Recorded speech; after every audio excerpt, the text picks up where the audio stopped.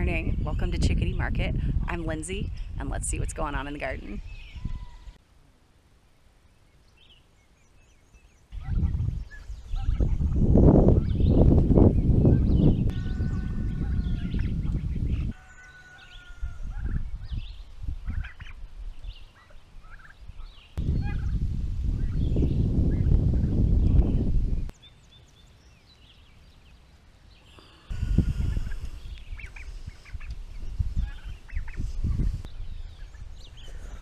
Ever since I staked a couple of these really long tomatoes up, they are doing so well, and we've even got our first set of blooms, and this is a black vernissage. The ones I started last year did not grow, and so I'm really interested to see what the fruit on this looks like. Oh, getting a little couple of suckers. I can never decide on suckers. Do I pull them off or do I let them get a little big and then try to make more tomato plants, because you can never have too many tomato plants.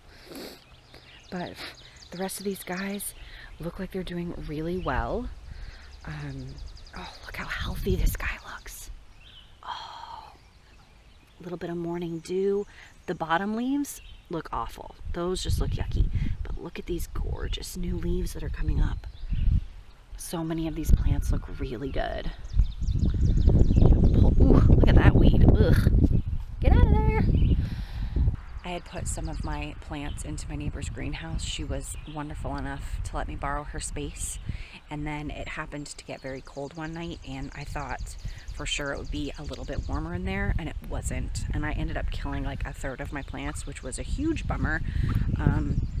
But it was totally my fault for not taking proper precautions. Anyway, but some of my plants that didn't completely die, if they had any life in them, I kept them and I kept watering them, because I had started my tomatoes so early that I really needed them to survive. They were big plants, so I did plant some in the ground that I was like, meh, maybe they'll die, maybe they won't die, but let's see.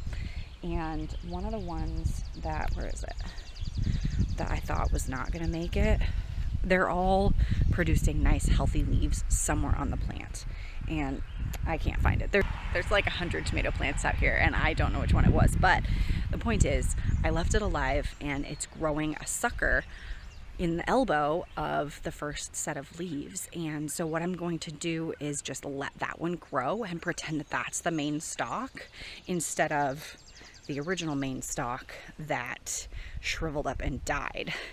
So that's my plan, and then I still will be able to have a healthy tomato plant growing from a single stem. So if that ever happens to you, if something looks like it's killed your tomato plant, let's see what happens. If there's a leaf on there that can get sunlight, somewhere on that plant will continue to grow.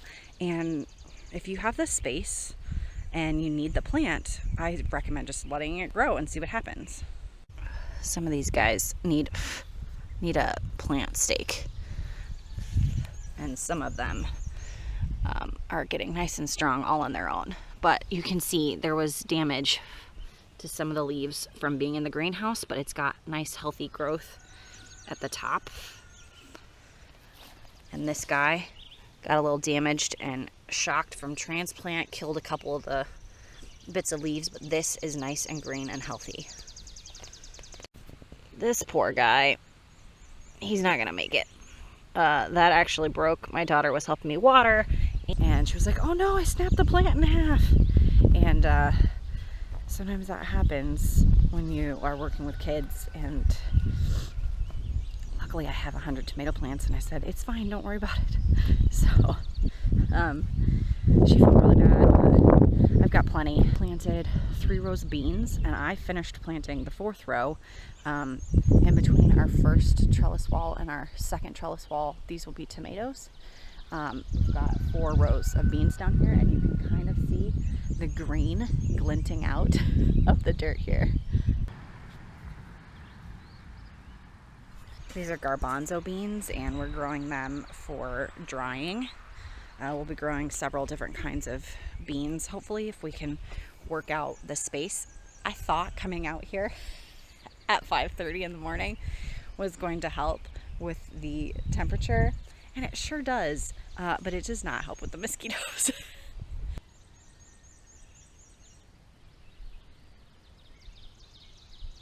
Since my last video, I've planted 83 pepper plants, lots of different varieties. I had a neighbor remark, "Oh, you must really like peppers." Yeah, we do. And I want to grow a variety, not only for the market stand that's going to be here in front of the garden, but because my husband is an amazing cook. Like, I can't express how blessed we are to have my husband and his amazing cooking skills, but he really wants to make a lot of hot sauce, and he's great at it. And I wanted to grow some varieties of peppers that I'd never heard of, but that looked like something that would complement his cooking style really well. So that's what I've done. I've got all different kinds, and someone's maybe going to ask me, if you want a full rundown, let me know, and I'll put that in a further video where I can tell you all the varieties that I'm growing. Pimenta puma peppers. These peppers will be a nice dark pepper. You can see lots of anthocyanins make the plant turn purple, and it will make the fruit turn purple as well. Valencia pepper, and this is already getting, oh look, it's getting fruit and buds. Can't decide on these peppers if I let the flowers go or if I pinch off the first couple ones. I'm feeling like I'm just gonna let them go because there's so many that are smaller that will get peppers later. I'm letting it go. I mean, I've got 83 in the ground so far. This isn't even all my peppers yet. I've got potatoes in the ground, deeply watered by my lovely husband. I did a little better job looking at the garden and kind of planning out where things are gonna go. I spend a lot of time looking at the trees that are here and where they cast the shadow and assessing what would be best to be planted where. That's kind of a big thing that I learned from the first year and from last year, is that I had some things planted in different areas that weren't good for them. They got too much shade, and so I'm reevaluating that. We had some trees get uprooted down this way from a storm. The tree just uprooted and was leaning over the garden, and we couldn't even get through here with our neighbor's tractor that does the tilling. So we ended up cutting those trees down because they were laying in the garden. And so but now with them gone, I like to take a look and see where the light is, because that tree is no longer there. So where did the shade leave in this area, and what can I plant? I've decided all down this long bed that goes all the way down and wraps around the side, this is going to be leafy greens, some brassicas if I can manage to keep them alive. I think with the shade, it's not completely shaded, it's shaded during part of the day. I think they'll do okay. Water. This happened the other day, and I was gonna make a video on it, and it was like 1,000,000 degrees outside, and Luke needed my help. I'm here in our garden across the street, and this is about 4,000 square feet, and I love this garden. It's on a wonderful site. It's pretty much flat, and the previous owners many years ago had a garden here. It gets a lot of sun and it's gorgeous. The only problem is that the house is way back there, and there's no water hookup outside. So in order to water the garden and take care of animals and things like that, I have to bring buckets into the bathroom, fill them up in the tub, and then bring them back out and hand water this 4,000 square foot garden. And that is a pain. So my husband, my lovely sweet husband, who does not like to be on camera, he is rigging up a system to come through our woods back here. There's a stream back there and a pond, and actually the well to our house is back there, and he's rigging up a way to put a pump in, pump it up the hill into some 55-gallon drums, hook it up to a hose, and water the garden. And I'm so excited. It's like it's raining, I can't tell. I don't know. We can silicone it if it doesn't hold water. But it's not that big of a, it's not the end of the world if it doesn't hold water at the moment.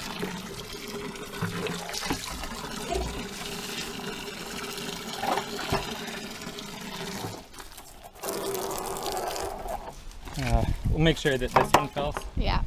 And then we'll go to the other. Now it's supposed to be 1600, but of course it's got to pull it that far and it's got to be quite a vertical height. So it's not going to be, of course, 1600 gallons per hour, but it's doing a lot. And it's a much higher rate than if I'd have gotten the other one that I planned to get. The other one would have kind of trickled for a long time. I appreciate you so much.